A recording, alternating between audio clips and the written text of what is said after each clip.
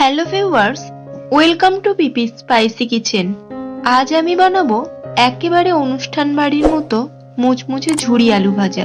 আলু ভাজাটা মুচমুচে বানানোর জন্য থাকছে কিছু টিপস, তো ভিডিওটা শেষ পর্যন্ত দেখতে থাকুন। এখানে আমি 3টে ছোট সাইজের আলু নিয়েছি। প্রথমত আলুগুলোকে খোসা ছাড়িয়ে নেব। লক্ষ্য করবে অনুষ্ঠান বাড়ির যে চিপস আলু ভাজাগুলো হয় সেগুলো একেবারে ঝরঝরে আর মুচমুচে এবং 1 সপ্তাহ পর্যন্ত স্টোর করেও রাখা যায়।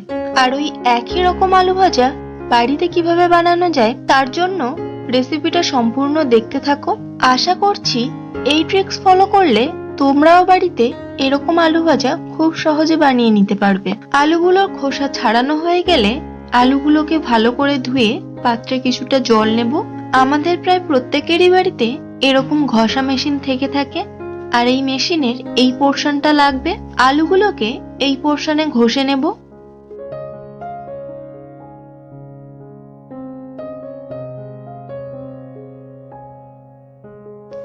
এরকম ভাবে প্রত্যেকটা আলু ঘষে নেব।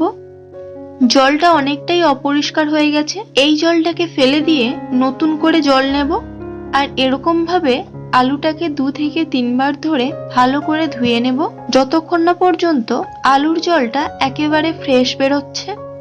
আর হ্যাঁ, আলুটাকে ঝুরঝুরে মুচমুচে করার জন্য ভালোভাবে ধোয়াটা কিন্তু খুবই জরুরি।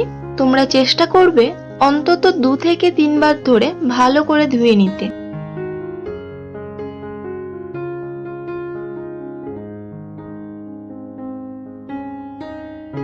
তো 2-3 বার ধুয়ে নেওয়ার পর এরপর এর মধ্যে অ্যাড করব খানিকটা ঠান্ডা জল।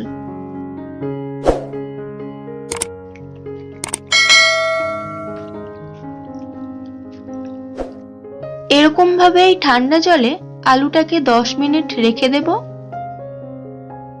তো মিনিট 10 পর আলু থেকে জলটা এরকম ভাবে ঝরিয়ে নেব একটু চেপে।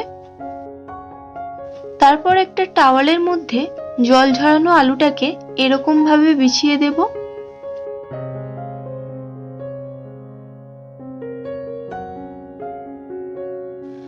এরপর টাওয়ালটা ঢাকা দিয়ে আরো 10 মিনিট রেখে দেব রেস্টে।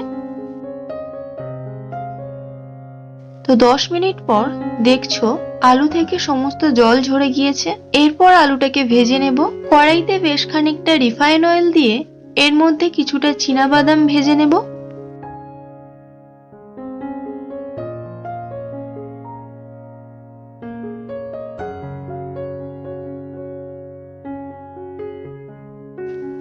বাদামটা ভেজে তুলে নিয়ে আলুগুলোকে ভেজে নেব।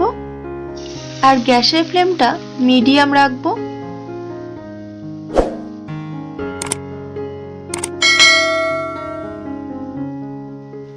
আলুগুলো মাঝে মাঝে একটু নেড়ে চেড়ে দেব, যাতে সব আলুগুলো সমানভাবে ভাজা হয়।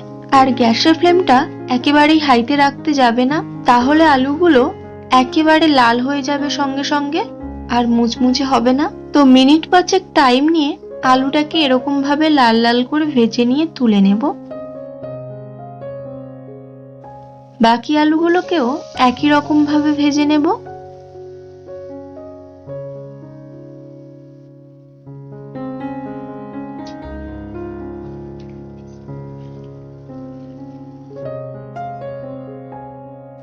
এরকম ভাবে আলুটা ভেজে তুলে নিলাম।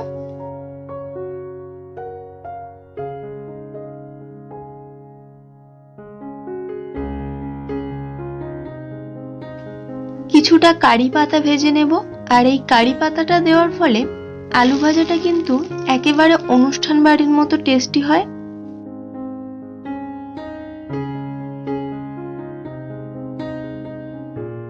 তো সব ভেজে তুলে নেওয়ার পর এর মধ্যে লবণ অ্যাড করব।